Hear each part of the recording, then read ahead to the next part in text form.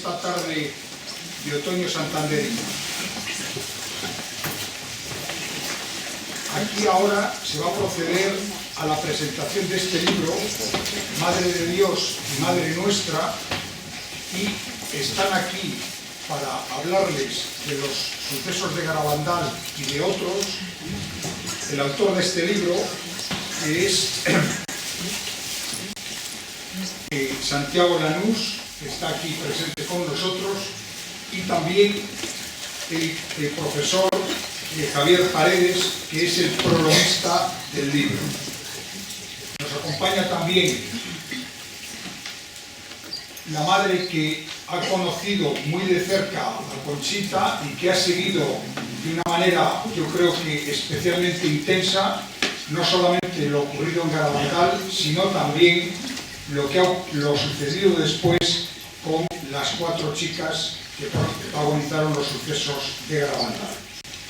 Y, por último, pero no por ello el menos importante, está aquí con nosotros Enrique Álvarez, que es quien va a coordinar este acto de presentación del libro Madre de Dios y Madre Nuestra, Fátima, Ámsterdam y Garabandal.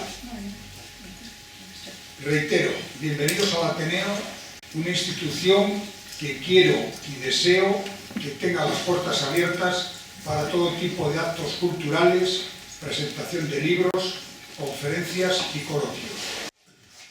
Buenas tardes, bienvenidos al Ateneo de Santander.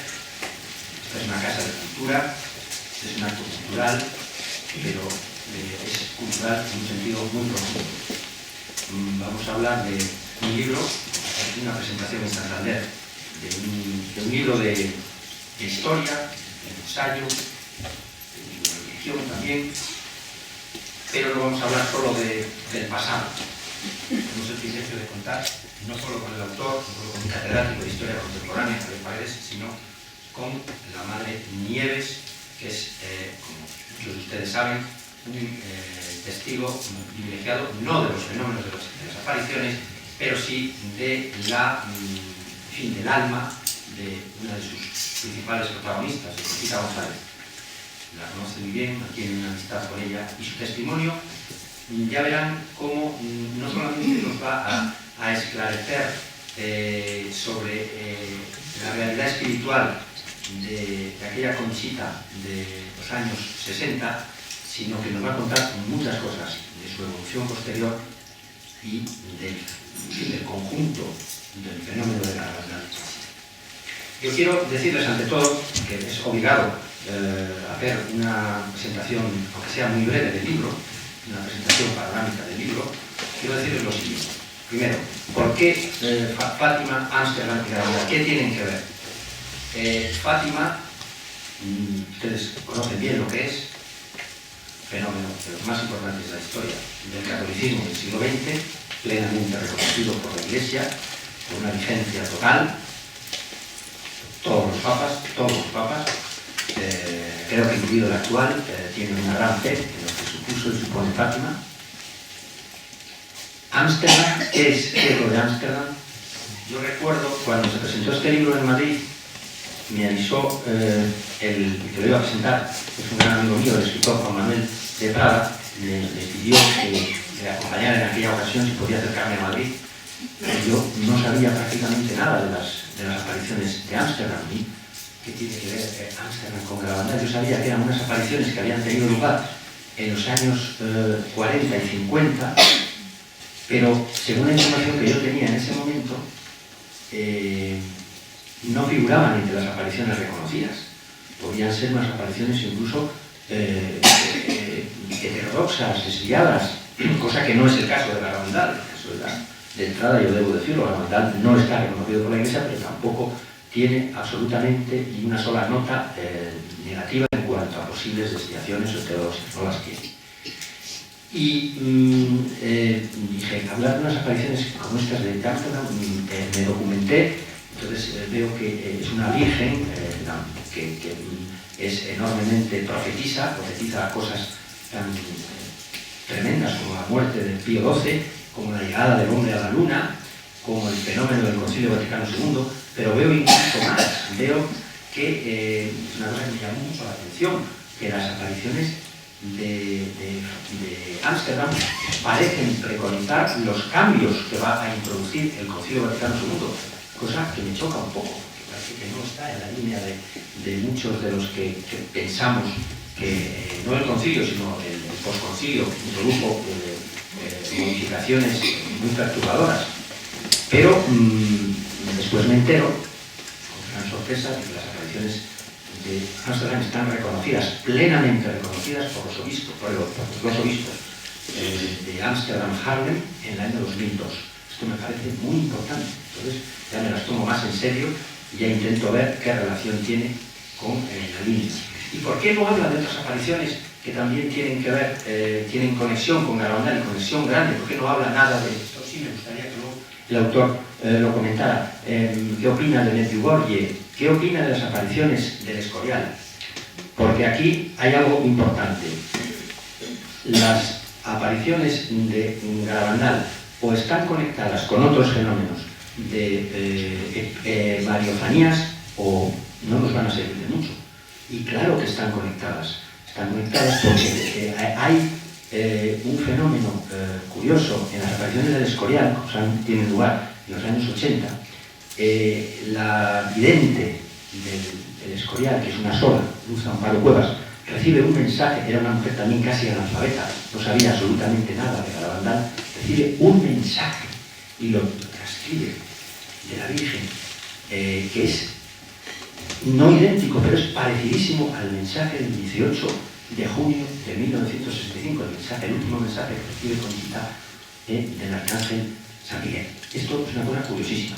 Como es curioso también, enormemente curioso, que las apariciones del Escorial, la primera aparición que recibe Luz Amparo, es el 14 de junio de 1981, 10 días antes de la primera y extraordinaria aparición de la Virgen de Medjugorje. Como saben, el fenómeno de Medjugorje es ahora mismo sin duda el más importante. No están reconocidas aún, pero están en vías de serlo, indudablemente lo van a ser. Es un fenómeno de alcance enorme. Qué curioso que tengan lugar prácticamente a la vez. Comienzan las de Escorial y las de Medjugorje. Qué curioso que el mensaje del Escorial sea el último mensaje, el primer mensaje del Escorial sea casi idéntico al último de Garabandal. Qué curioso que las apariciones de Garabandal se produzcan, la primera, la del 18 de junio de 1961, se produzca el mismo día en que se reúne la Comisión Central Preparatoria del Concilio Vaticano II. Y por último, y con esto ya termino mi intervención, qué curioso que tantos teólogos insistan en que el tercer secreto de Fátima, lo que se nos ha contado como tercer secreto de Fátima, lo que Monseñor Bertone nos ha presentado como tercer secreto de Fátima, el propio Papa, no es completo. Hay, por muchos argumentos y por muchos razonamientos, hay sospechas fundadas de que falta una parte, faltan las palabras de la Virgen, y estas palabras de la Virgen todo apunta que son parecidísimas a las palabras del mensaje que van a recibir las niñas en Garabandal. De todo esto me gustaría que luego nos comentara algo el autor del libro, porque quiero decirles que a mí Santiago Lanús, a quien voy a presentar ya como que quiera devolver primero la palabra, a Javier Paredes, como persona relativamente joven, es un informático argentino que descubre las apariciones de Garabandal tardíamente y nos escribe un libro que yo les recomiendo porque es de una laudable objetividad. No estamos ante un clásico libro de un fervoroso que solo ve, que solo cuenta, que cuenta con apasionamiento, de una manera unilateral los fenómenos. Él transcribe todo lo que sabe de Garabandal, en fin, se ha resumido, claro, no puede contarlo todo, es imposible, y las demás apariciones a las que alude, una serie de reflexiones y de hechos que tienen que ver con la historia de esas apariciones, con el presente y sobre todo con el futuro. Esto creo que luego nos dirá algo. Yo voy a dar ya la palabra al primer interviniente de esta noche, Javier Paredes, que es todo un catedrático de Historia Contemporánea de una universidad madrileña, de Alcalá, es un especialista del siglo XIX, pero también es un hombre que ha profundizado, no es de Santander, vive en Madrid, es de origen leonés, también tiene conexiones con Pamplona, con Navarra, pero es un entusiasta de Garabandal y la decir tiene mucho que ver con la promoción de este libro.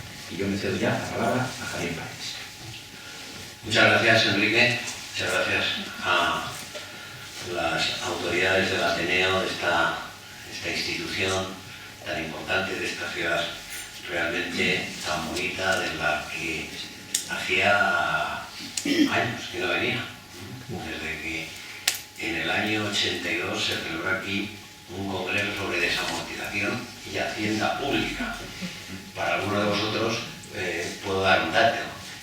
Con nosotros en el Palacio de la Magdalena, es decir, con los historiadores que estábamos metidos en temas de desamortización, aparecieron unos chicos vestidos de una manera rarísima. Se llamaban Alaska y los Pegamontes. Y ahí que nos fuimos por la noche a ver, y era todo un espectáculo ver al fallecido Francisco Tomás y Oriente, a Ricardo, a Richard Head, moviendo el esqueleto con Alaska y los Pegamoides. Y yo desde entonces, ya no hay ni Alaska, pues sí, Alaska, los Pegamoides han desaparecido, no había tenido la oportunidad de estar aquí. Bueno,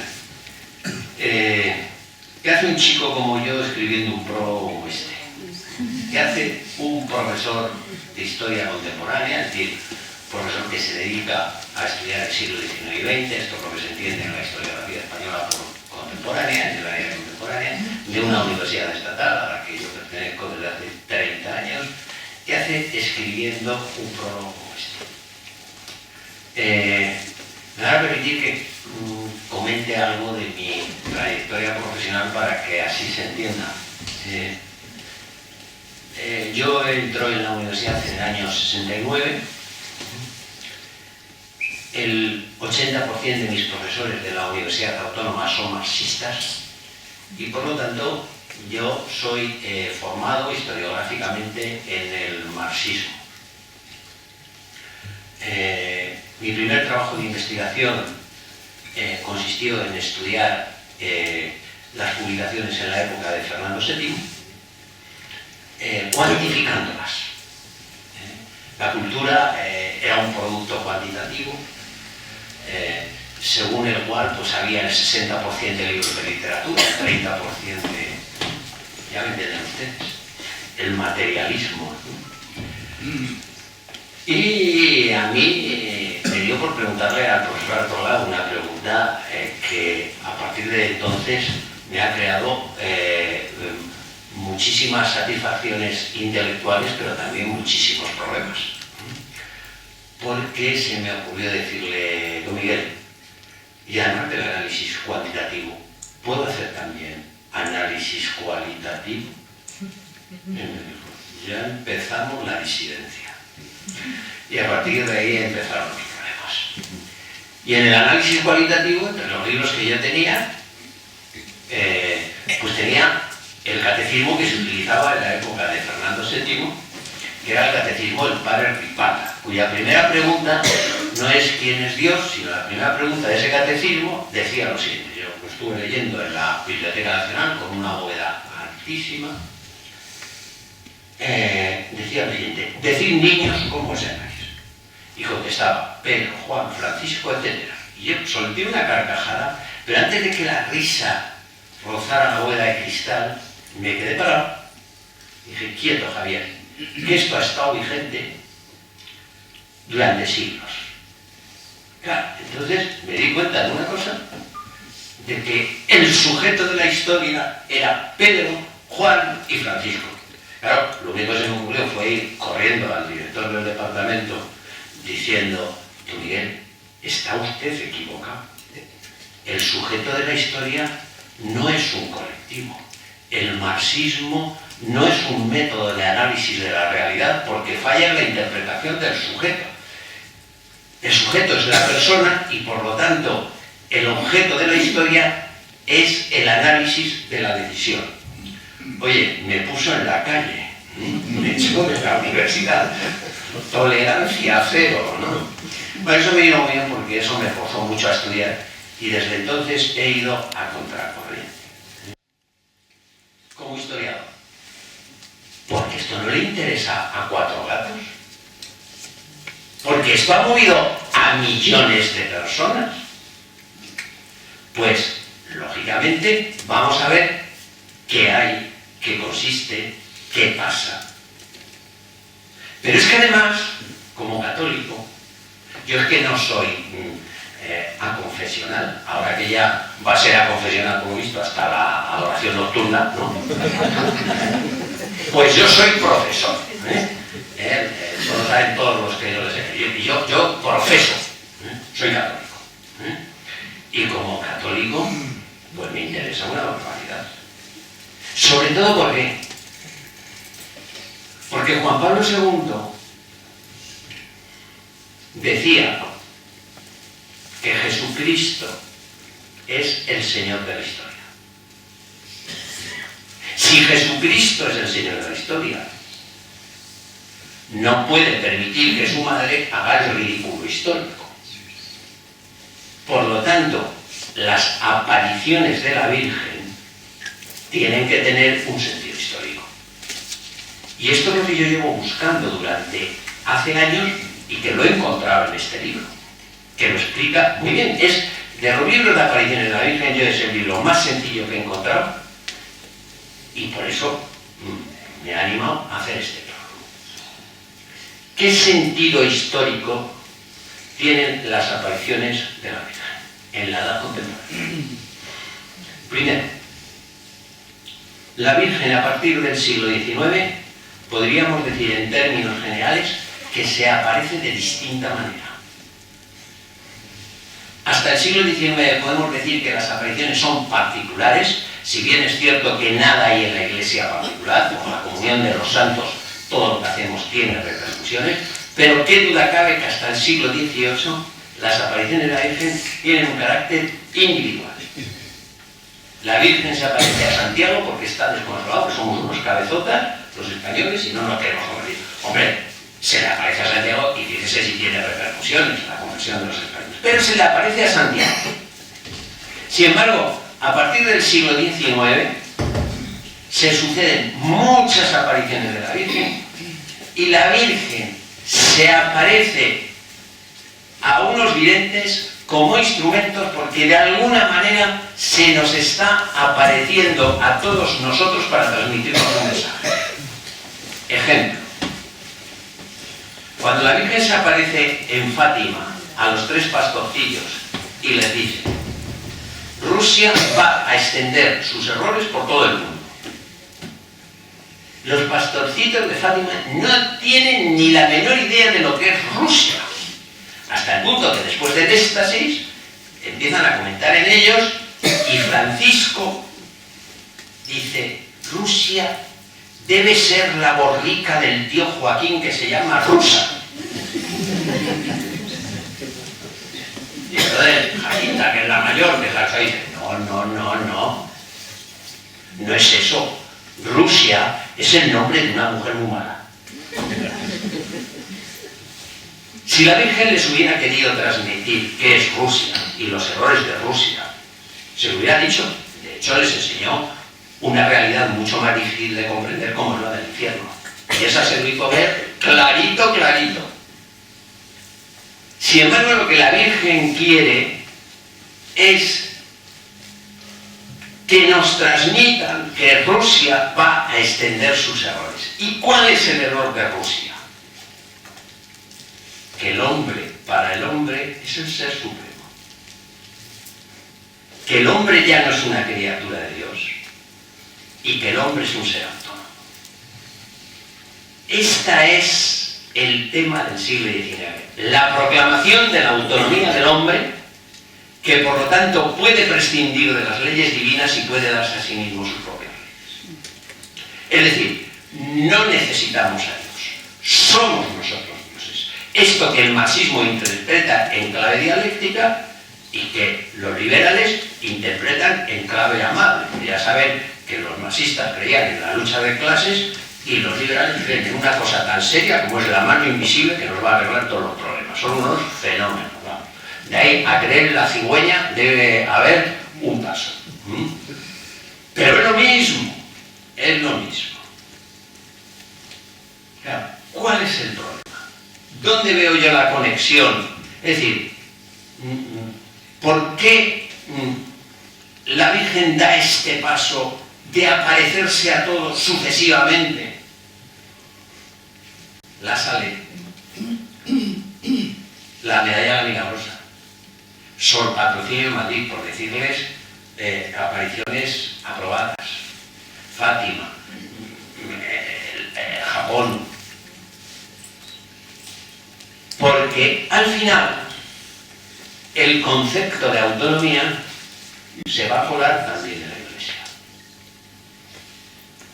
Eso es el modernismo.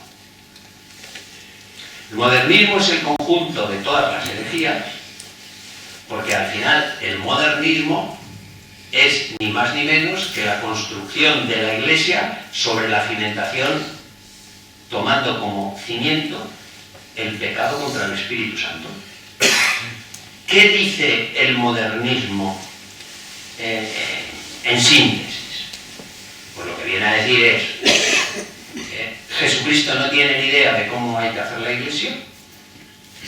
A lo sumo podemos admitir que supo cómo se hace la Iglesia hasta el siglo XX. A partir de ahora los que sabemos cómo hay que hacer la Iglesia somos nosotros. Con la intromisión de la autonomía del hombre, que es lo que no entienden y por lo que algunos no perdonan a la bandal. Muchos cardenales, obispos y sacerdotes van por el camino de la perdición y llevan tras de sí a muchas almas. Todos aquellos que se consideran que tienen un poder superior a Dios para hacer la Iglesia. 1965. Número de seminaristas en España.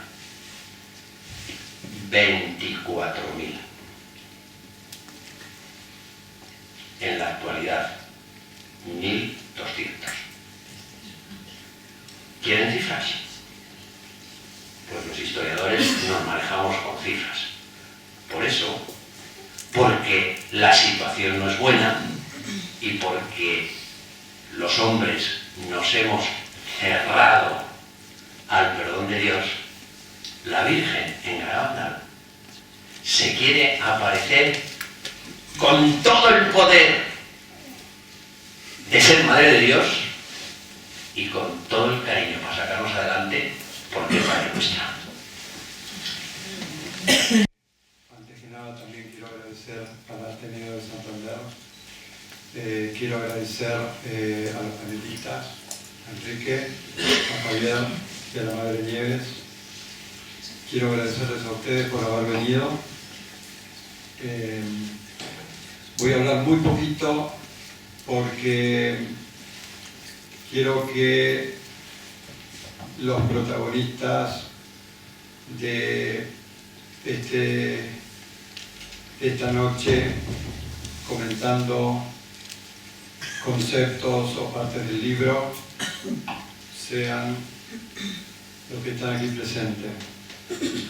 Y también la Madre Nieves, y darle un espacio grande a ella porque tiene cosas siempre muy interesantes para compartir con nosotros.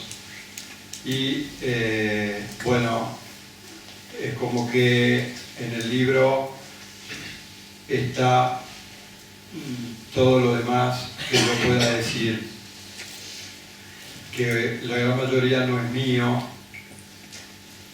Hay mucho acá que es de la Virgen, por lo tanto siempre digo que la autora primaria es la Virgen.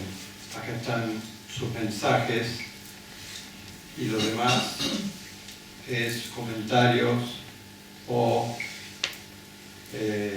formas de explicarlos. Siempre digo que la esencia de los mensajes cuaja muy bien con el título, como dijo Javier, Madre de Dios y Madre Nuestra. pero voy a decir dos conceptos fundamentales que resumirían el libro. Y les voy a leer una parte muy pequeña de cada uno de estos conceptos. El primero es referente a las apariciones en general, o sea, a la importancia que tienen las apariciones marianas en la historia de la salvación, la importancia que tienen para la Iglesia, para el mundo, y la importancia que tienen las apariciones marianas en estos últimos tiempos. Lo que voy a leer creo que es fácil de entenderlo. Quizás pueda hacer algún comentario. No son palabras mías, son palabras de una persona que yo he conocido, un místico que ya ha fallecido y que resume muy bien respecto a lo que les decía, el concepto de la importancia de las apariciones marianas. Don Rafael Jardón decía: Dios ha elegido que cuando la Iglesia reciba a su madre como tal, con poder, y no solo como la mujer obediente a la Iglesia, por medio de ella, Dios restaurará toda la casa, la Iglesia. No podrá la Iglesia elegir otra, pues ella es la señal del Apocalipsis, la madre con su hijo recién nacido. Cuando el dogma de la corredentora, que trata un tercio de este libro en las apariciones de Ámsterdam, de todos los pueblos, repito, cuando el dogma de la corredentora se proclame para toda la Iglesia y se reciba así a su madre, se renovará inmediatamente con su gracia, tal como lo prometió. El demonio, y esto tiene que ver con lo que estamos viviendo, el demonio lucha contra ella, porque cuando ella llegue y gobierne en su casa, ya no habrá sitio para el maligno. Un día todos la llamaremos y vendrá también y especialmente por medio de un aviso y un milagro. Y un Santo Padre, un Papa, proclamará el dogma de la corredentora y todo se arreglará. Así de simple. El segundo concepto al cual me quiero referir es referente a la importancia en particular de esta aparición de Garabandal.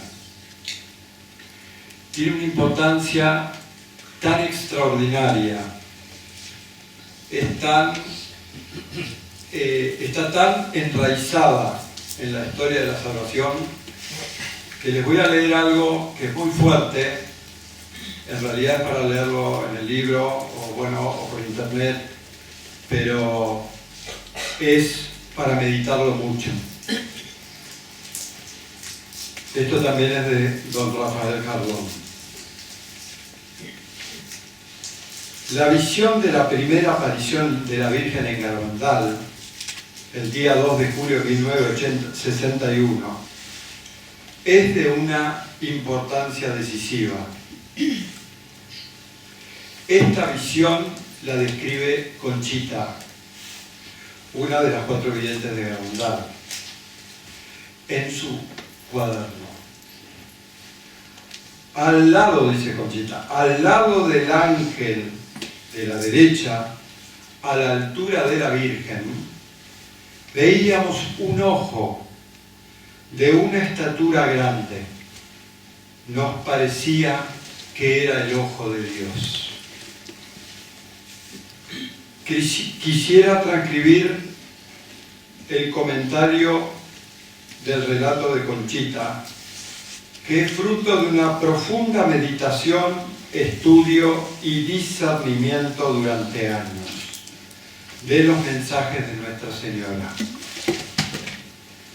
La aparición en plano superior y diferente de la representación de la Santísima Trinidad, enmarcada en un triángulo de luz y a su vez en un marco de cuadro rojizo con un ojo, significa que el que todo lo ve y es todopoderoso, el Dios uno y trino, se manifiesta como autor de lo que va a suceder.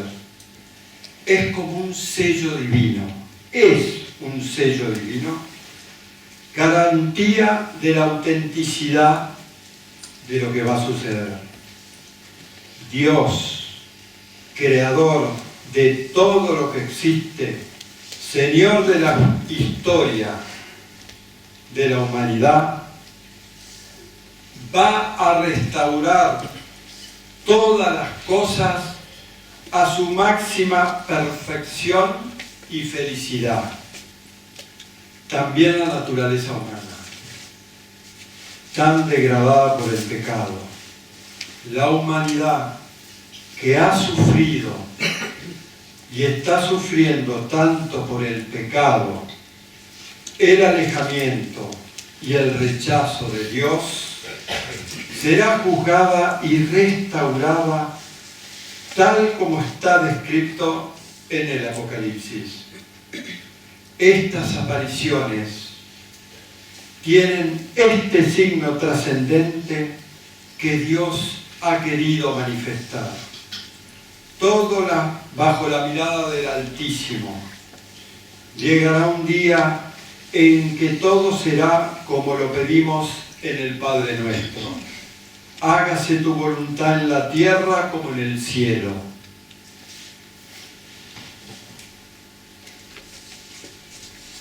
Bueno, son palabras muy conceptuales que ahí habría que meditarlas. Bueno, ahora referente a lo que... Me van a permitir una alusión personal. Hace tiempo, cuando se daban los exámenes de reválida, nos examinábamos cara a cara con el profesor. Cuando me examiné de historia tenía mucho miedo al profesor cara a cara. Y me pregunta, ¿cómo se llama usted? Y le dije, María Nieves García Matilla. Dice, ¿cómo Matilla? Digo, sí, Matilla. Dice, pues no llega usted ni a Mata. Porque la que yo he visto, la que he tratado, Conchita González. Entró en el colegio providencialmente, a quedarse en el colegio después de una situación difícil en Pamplona, y al entrar en el colegio su madre, Sánchez Ventura, catedrático de Zaragoza, Chon de Luis, me entregaron a esta niña para que la formara. Las niñas de Garabandal, las 4 son buenas, puedo decir bien de todas, pero yo solamente voy a contar lo que he vivido. Mi forma y mi creencia y mi fe personal, mi trato personal con la niña, lo que puedo contar. No diré nada que no haya vivido. Entonces Conchita entró al colegio para que la formáramos. Y me pidió su madre que a la niña no la conocieran en el colegio para nada. Por lo tanto, en lugar de llamarse, que se llamaba María Concepción, la llamamos por el primer nombre, María. Y así entró en el colegio. A que la formara. Y me pidieron además que un sacerdote la confesara y una religiosa la dirigiera, la formara. El confesor fue don Manuel Guerra, sobradamente conocido, y yo me encargué de la formación de Conchita. ¿Cómo encontré mostré a Conchita qué hicimos, Conchita y yo, en el colegio. Primero, oración, formación, oración. Y algo especial en su vida espiritual, la Eucaristía. En la formación, yo no la presionaba nunca. Empezaba la conversación, ella hablaba y yo escuchaba, le daba mis razones, porque yo, como no conocía nada de Garabandal, empecé objetivamente a saber qué era aquello. No entré con la creencia de lo que me están diciendo, lo creo, sino a ver qué era. Y en mi cuaderno, quien lo lea, que sea psicólogo, puede ver que efectivamente está completamente objetivo.